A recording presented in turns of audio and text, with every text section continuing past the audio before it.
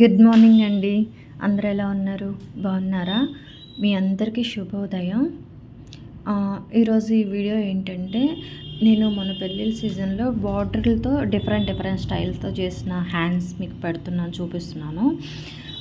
ఈ కింద బార్డర్కి వచ్చేసి ఏమైతే కట్ వర్క్ ఉందో అదే మూడిటికేసాను, ఒక్కదానిదనమాట. దీనికి ఇలా లేదండి, పైన డిజైన్ ఉన్నట్టు ఆల్ ఓవర్ ఉంది. నేను ఇలా అరేంజ్ చేశాను అనమాట. పైన బంచ్ వరకు సపరేట్ వేసాను.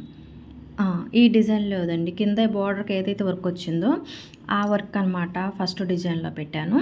పైన బంచ్ వేరే దాంట్లో వేసాను. చెప్పాను కదా, మనం ఉన్నది ఉన్నట్టు వేయకూడదు, వేరే వాటి ప్యాటర్న్లో కూడా పెట్టాలి.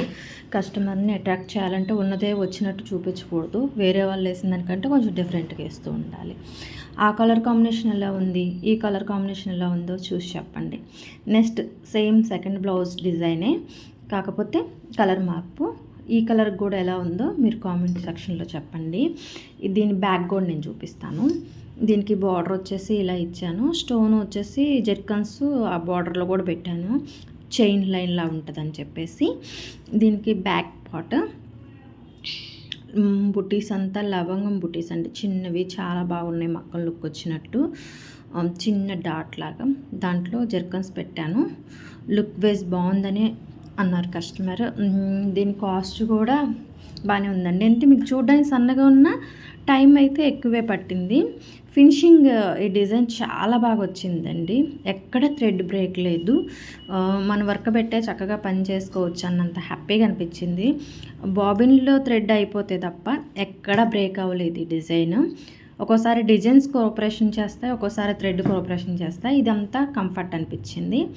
థర్డ్ డిజైన్ వచ్చేసి ఇది 2 డిజైన్స్లో ఉంది, అరేంజ్ చేశాను అనమాట.